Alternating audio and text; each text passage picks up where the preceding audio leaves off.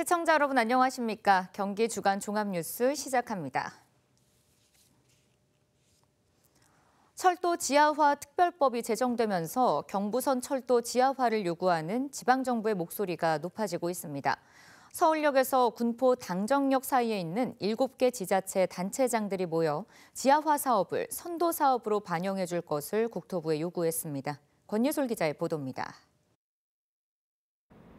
서울역부터 구로, 안양을 거쳐 군포 당정역까지 이어지는 32km 구간 경부선 철도. 도심을 가로지르는 철도 탓에 도시 개발 저해 요인으로 꼽힙니다. 지난 2012년 안양과 군포, 용산, 영등포 등 서울, 경기 7개 자치단체가 모여 경부선 지하화 사업을 추진하는 협의회를 구성했습니다. 이후 14년 만인 올해 1월, 국회에서 철도 지하화 특별법이 통과되자 7개 지역 수건 사업인 경부선 철도 지하화가 탄력을 받게 됐습니다. 벌써 120년 됐습니다. 그동안 너무 살림이 떨어졌습니다. 이제 이걸 지하함으로써 우리 시민들에게 또 국민들에게 온전한 어떤 생명거리 또는 환경을 살릴 수 있는 이런 바로 밑에 형성되지 않나 생각해서 너무나 기쁘게 생각합니다. 이제는 어느 구간이 선도 사업으로 지정됐느냐는 과제가 남았습니다. 협의회는 국토부에 서울역부터 당정역까지의 경부선 구간을 특별법 선도 사업에 지정해 줄 것을 요구하고 나섰습니다. 2012년에 우리가 한 목소리로 경부선의 지하화를 외쳤던 것 같이 오늘 우리는 서울역에서부터 당정역 구간이 철도 지하화 선도 사업으로 선정할 수 있도록 다시 한번 힘을 모아야 한다고 생각합니다. 한편 이 자리에서 최대호 안양시장은 지하화 기본 구상 용역이 시행된 지 올해로 10년째라며 보충 용역을 진행하자고 제안했습니다. 또 문헌일 구로구청장은 구로 차량기지도 함께 지하화해야 사업이 가능하다며 이 내용이 사업에 꼭 반영돼야 한다고 강조했습니다. 지역별 특성을 고려한 공동 용역이 필요하다는 것을 7개 지자체가 모두 동의한 가운데 이달 중으로 실무진이 만나 구체적 방안을 논의할 계획입니다. BTV 뉴스 권예솔입니다. 수원시는 지난 2010년부터 문화관광형 노면전차 트램 건설을 추진하고 있습니다. 수원역에서 출발해 화성 행궁을 거쳐 북수원으로 이어지는 노선인데요. 얼마 전 경기도가 발표한 철도 기본계획에 포함되면서 사업 추진에 대한 기대감이 높아지고 있습니다. 이재호 기자의 보도입니다. 지난 19일 김동연 경기도지사는 기자회견을 열어 철도 기본계획을 발표했습니다. KTX, SRT 연장, 경기 남부 반도체선 등 42개 노선이 포함된 가운데 수원 트램도 이름을 올렸습니다. 수원 트램은 지난 2010년부터 수원시가 준비하고 있는 철도입니다. 1호선 수원역에서 출발해 화성 행궁을 거쳐 장안구청으로 이어지는 노면전차로 팔달문과 장안문, KT 야구장 등에 정차하는 문화관광형 노선으로 건설할 계획입니다. 수원 트램은 신분당선 연장선, 동탄 인덕원선과도 환승이 가능해 철도 교통이 없는 북수원의 교통 여건 개선에 큰 도움이 될 것으로 기대를 모으고 있습니다. 하지만 개통까지는 갈 길이 멀어 보입니다. 경기도 철도 기본계획엔 포함됐지만 국토부 승인을 받아야 하기 때문입니다. 아울러 도로 위를 달리는 노면전차의 특성상 차로에 철길을 내야 하는데 가능할지 의문이고 수천억 대로 예상되는 사업비 확보도 해결해야 할 과제입니다. 이제 사업비가 워낙 많이 들잖아요. 네. 최근에 또 이렇게 경기가 안 좋고 또 그러다 보니까 대규모 이제 사업 같은 것들도 고민을 해야 되다 보니까. 수원시는 민간 투자를 유치해 사업비를 충당한다는 방침입니다. 이번 국회의원 선거에 출마한 수원 지역 민주당 후보들도 수원 트램 건설을 공동 공약으로 내놓은 상태입니다. BTV 뉴스 이재호입니다. 광명에선 시가 추진하고 있는 도시개발 사업을 두고 주민들의 반발이 거셉니다. 강제 퇴거 상황에 놓이게 된 주민들이 이주 대책을 요구하고 있는데요. 법적인 절차라는 광명시와 갈 곳이 없다는 주민들의 입장이 팽팽히 맞서고 있습니다. 조윤주 기자가 보도합니다. 구름산지구 개발 사업이 진행 중인 광명시 소화동에 살고 있는 유희왕 씨. 작년 가을 법원으로부터 느닷없이 서류 한 장이 날라왔습니다. 집을 비우지 않으면 강제 퇴거를 진행하는 소송 서류였습니다. 건축물을 짓고 이주를 한 후에 철거하는 식으로 해서 하기로 하고 토지주들한테 충분한 설명을 했는데 국내 곳곳에 안 나가면 퇴거 소송하고 사업비 보상 청구한다고 그러니까 그게 겁나서 지금 다들 쫓겨나가고 있는 상황이에요. 구름산지구 개발 사업은 토지 보상비를 지급하는 수용 방식과 달리 개발 사업 준공 이후 토지로 돌려받는 환지 개발로 진행됩니다. 토지를 돈으로 돌려받는 수용 방식과 차이가 있다 보니 사업진의 주민들이 이주비를 마련할 방법이 없는 게 문제입니다. 특히 땅만 가지고 있는 원주민들은 토지 매각 대금 없이 이주비를 마련하기 힘든 것이 현실입니다. 사업 초기부터 주민들은 이주 대책 없이는 개발을 원치 않는다며 이주 대책 마련을 꾸준히 요구해 왔습니다. 그러면 지작물만 받아갖고는 갈 수 없으니까 다른 대책을 세워주든가 뭘 토지를 팔아야 된다고 우리는 늘 얘기를 했었는데 이렇게 하니까 그 협박에 못 이겨서 수십 년을 한 동네에 살며 토지가 전 재산이나 다름없는 원주민들은 현실적으로 이사를 가기가 어렵다며 절박함을 호소합니다. 금전청산이라도 주고 땅이라도 계약금이라도 중도금이라도 받으면 나가지 말아도 나가겠다. 그런데 지금은 길바닥에 나가야 되니까 돈이 없으니까 어떻게 나가는 거냐. 나가야 되는데 나갈 길이 없는 거요. 돈이 없어요. 돈 될 만한 것이 하나도 없어요. 그러고 지작물값 그 소액을 주면 움직일 길이 없는 거예요. 하지만 광명 씨는 법적으로 환지 방식은 별도의 이주 대책이 없다는 입장을 고수하고 있습니다. 주민들이 원하는 이주 대책은 내가 다른 데 살 수 있는 곳을 이제 정착을 위한 그런 이주 대책을 말씀하시는데 이게 도시개발 사업이라고 해서 특별하게 해드릴 수는 있는 게 없어요. 주민들은 이주 대책 마련을 촉구하는 단식 농성에 들어간다고 밝혔습니다. BTV 뉴스 조윤주입니다. 안양 냉천지구 주거환경 정비 사업을 추진하고 있는 경기주택도시공사 GH와 이 지역 주민들이 개발 이익금을 놓고 갈등을 빚고 있습니다. 주민들은 개발 이익금 내역 공개와 함께 환급을 요구하고 있는데요. GH 측은 본방송 취재진에게 개발 이익금은 미확정 상태이며 추후 정산이 완료돼 이익금이 발생하면 100% 돌려주겠다는 입장을 밝혀왔습니다. 이창호 기자의 보도입니다. 국토교통부가 지난 2004년 주거환경 개선사업 지구로 지정한 안양 냉천지구. LH가 포기한 사업을 경기주택공사 GH가 2015년 이어받으면서 사업에 속도가 붙었습니다. 토지와 주택 등을 관리 처분하는 방식으로 추진된 냉천지구는 토지 등 소유자에게 1,033가구를, 일반에 1,087가구를 분양했습니다. 이 과정에서 냉천지구 주민들과 GH 사이에 갈등이 불거졌습니다. 지난 2022년 GH가 주민에게 제공한 토지 등 소유자 총회 자료에 적시된 1,800여억 원 때문입니다. 주민들은 이 금액을 냉천지구 사업에서 나온 개발 이익금으로 보고 있고 GH는 공사비 변경 금액이라고 설명하고 있습니다. 주민대표회의는 명확한 개발 이익금 규모와 함께 사용처 공개를 요구하고 있습니다. 주민에게 돌려줘야 할 개발 이익금을 일반 분양 등 다른 곳에 썼다면 납득할 수 없다는 입장입니다.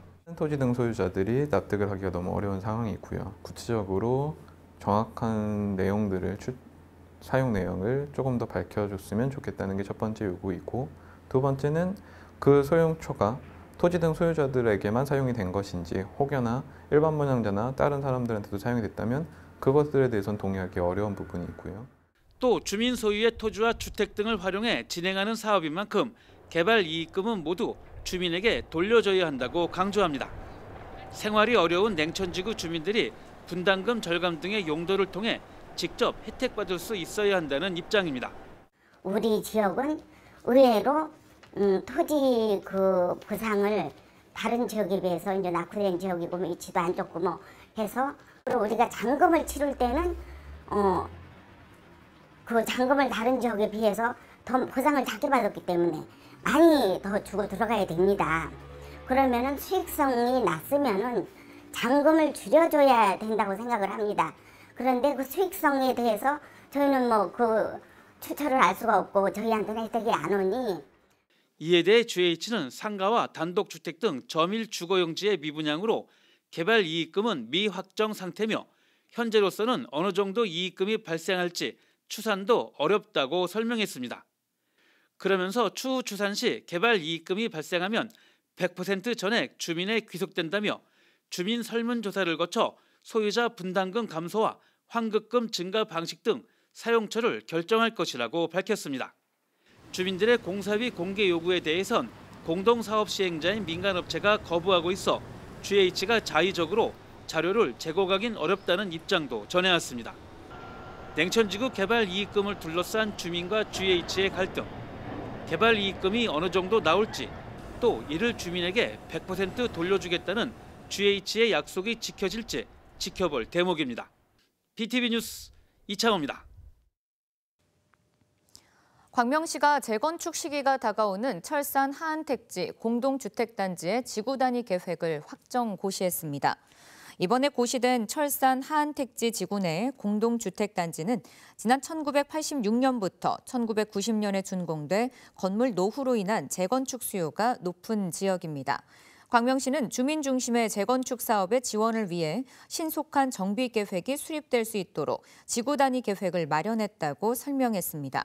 또 사업성을 높이기 위해 용적률 상향과 공공기여량 축소 등 공간 구조를 개편해 토지 이용을 합리적으로 계획했다고 밝혔습니다.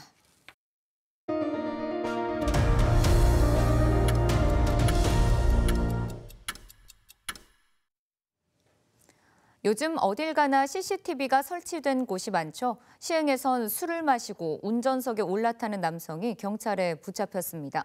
CCTV로 지켜보고 있던 시청 관제 요원이 경찰에 신고한 건데요. 차량 정보와 이동 방향까지 실시간으로 공유하며 검거를 도왔다고 합니다. 조윤주 기자가 보도합니다. 야심한 시각. 가게에서 한 남성이 일행과 함께 비틀거리며 나옵니다. 누가 봐도 술에 취한 모습이지만 주변을 두리번거리더니 곧장 차에 올라타 몰고 갑니다. 이 모습은 당시 시흥시 도시정보센터에 있는 CCTV 관제요원 이모 씨가 지켜보고 있었습니다. 이 씨는 곧바로 경찰에 음주운전 의심 신고를 했고 차량 정보와 이동 방향을 실시간으로 공유하며 검거를 도왔습니다. 비틀거리면서 나온 거예요. 그분들이 동선을 따라갔죠. 차량 번호, 차량 색깔, 차종 메모해놨죠. 출발하길래 바로 신고한 거죠. 신고를 받고 출동한 경찰은 문제의 차를 금방 발견했고 40대 남성을 검거했습니다. 남성의 혈중 알코올 농도는 0.08% 이상으로 면허 취소 수준의 만취 상태였습니다. 자칫 음주운전으로 인한 인명사고로 이어질 수도 있었던 상황. 시흥경찰서는 검거에 결정적 역할을 한 이 씨에게 감사장을 수여했습니다. 관제센터 요원의 면밀한 관찰과 신고로 현장 경찰관들이 신속히 출동해 범인을 검거하는 데 일조를 해주신 것에 대해 깊은 감사를 드립니다. 앞으로도 관제센터와 지속적인 협업으로 시민의 생명과 안전을 지키는 데 최선을 다하도록 하겠습니다. 이 씨는 큰 사고 없이 검거가 이루어져 다행이라며 앞으로도 시민들의 안전을 위해 최선을 다하겠다는 말을 남겼습니다. 큰 사고가 없이 검거가 돼서 참 다행이다. 우리 관제요원들이 촉이 너무 좋아요. 정말로. 시민들은 안심하시고 저희가 꼭 지켜드리겠습니다. BTV 뉴스 조윤주입니다. 몸이 아파 병원에 가야 하는데 혼자 살고 있어 어려웠던 경험, 1인 가구라면 한 번쯤 겪으셨을 텐데요. 시흥시가 1인 가구를 위해 병원에 동행해주고 맞춤 교육을 지원하는 1인 가구 안심 지원 사업을 시행합니다. 혼자 사는 여성을 대상으로는 방법용품과 호신용품도 지원합니다. 조윤주 기자가 보도합니다. 석 달 전 창업을 시작하면서 홀로 서기에 나선 26살 김서연 씨. 혼자 살면서 가장 힘든 건 아플 때라고 말합니다. 혼자 있다 보니까 이제 그 거리가 멀면 가는 길도 어렵고 혼자니까 몸을 이제 끌고 가야 되는데 그게 안 되니까 자꾸 아파도 병원 예약을 취소하고 이제 큰 병원 또 예약해놓고 취소하고 이런 경우가 너무 많았어서 최근에 제일 힘든 건 그 점이었던 것 같아요. 지난해 기준 시흥시에 거주하는 1인 가구는 모두 6만 5천여 가구로 전체 가구의 3분의 1을 차지합니다. 10가구 중 3가구가 혼자 살고 있는 셈입니다. 시흥시가 1인 가구를 대상으로 안심 지원 사업을 실시합니다. 우선 혼자 병원에 가기가 어려운 1인 가구를 위한 병원 안심 동행 서비스를 지원합니다. 1인 가구가 병원에 가야 할 경우 동행 매니저가 집에서부터 병원까지 동행해 진료를 받고 집으로 돌아올 때까지 모든 과정을 도와줍니다. 1인 가구의 사회적 교류 증진을 위한 다양한 교육도 진행합니다. 동아리 활동과 식생활 개선 교육, 건강 돌봄 프로그램, 금융 안전 교육 등을 지원해 1인 가구의 사회 관계망 형성을 도울 계획입니다. 특히 혼자 사는 여성들을 노리는 강력 범죄에 대비해 여성 1인 가구를 대상으로 방법용품도 지원합니다. 전체 1인 가구 6만 5천여 명 중에서 2만 4천여 명이 여성 1인 가구입니다. 여성 1인 가구는 성범죄나 방범 등에 취약한 그런 가구들이고요. 그래서 이분들이 안전하게 사회생활을 할 수 있도록 방범용품이나 주거 침입용품 등을 방지하는 용품 등을 나눠줄 예정이고요. 시흥시 1인 가구 안심 지원 사업은 모두 1억 3,740만 원이 투입되며 4월부터 본격 시행됩니다. BTV 뉴스 조윤주입니다. 정부가 의과대학 정원 배분 결과를 통해 2,000명 증원을 다시 한번 공식화했습니다. 2,000명 가운데 82%에 해당하는 1,639명은 비수도권 대학 27곳에 배분됐고 수도권은 경기와 인천 지역 5개 학교에 361명이, 서울 지역 정원은 늘지 않았습니다. 경기 지역에는 아주대 80명, 성균관대 80명, 차의과대 40명 등 3개 학교에 200명이 배분됐습니다. 한편 의과대학 정원이 늘어난 것은 1998년 이후 27년 만입니다. 요즘 경기도 내에서 재개발, 재건축이 가장 활발하게 진행되는 곳이 있습니다. 바로 광명시인데요. 미래도시 광명을 만들겠다는 목표로 시정에 매진하고 있는 박승원 광명시장 모시고 자세한 시정 계획 들어보겠습니다. 안녕하세요, 시장님. 네, 안녕하세요. 반갑습니다. 네. 최근에 광명시가 굉장히 개발도 많이 되고 있고 인구 유입도 많아지는 것 같습니다. 이렇게 광명시가 인기 도시로 되어가고 있는 비결은 뭘까요? 가장 크게 2가지 이유가 있는데요. 하나는 KTX 광명역 역세권 개발이 다 이루어지고 났기 때문에 그 주변에 새로운 인구가 많이 유입되고 있습니다. 그래서 교통의 중심지로 다시 떠오르는 측면이 있고요. 또 하나는 광명시가 곳곳에서 재개발, 재건축이 이루어지고 있는데요. 새로운 명품 주거단지로 새롭게 성장하면서 서울에 있는 많은 인구가 광명으로 유입하는 그런 현상들이 생기고 있습니다. 광명이 주거 명품들이 다시 성장하고 있기 때문인 것 같습니다. 네, 말씀해 주신 것처럼 예전과 비교하면은 광명 시민들의 이 자부심도 더 높아진 것 같습니다. 예전과 비교했을 때 이 광명의 복지라든지 주거라든지 교육, 환경 어떻게 좀 달라졌을까요? 한마디로 말씀드리면 정주 도시로 변해가고 있습니다. 네. 예전에는 광명에서 사시던 분들이 다른 지역으로 이사를 많이 가셨어요. 목동이나 평촌, 분당으로 많이 가셨는데 이제는 이곳으로 이사 오시는 분들이 많거든요. 그것은 광명의 교육이나 복지나 환경 이런 것들이 점점 좋아지고 있기 때문인데요. 예를 들자면 안양천을 저희가 공원으로 많이 만들었고 곳곳을 광명시가 정원도시를 표방하면서 곳곳에 정원을 많이 가꾸는 작업들도 하고 있고 수도권에서 광명의 교육 문제에 상당한 관심을 가지고 여러 가지 다양한 정책들을 진행하고 있고요. 특히 복지 문제와 관련해서도 사각지대에 계신 분들을 발굴해서 더 많은 이런 복지 사업들을 진행하고 있기 때문에 시민들이 광명시에서 살고 있는 것에 대해서 굉장한 자부심을 많이 가지고 계십니다.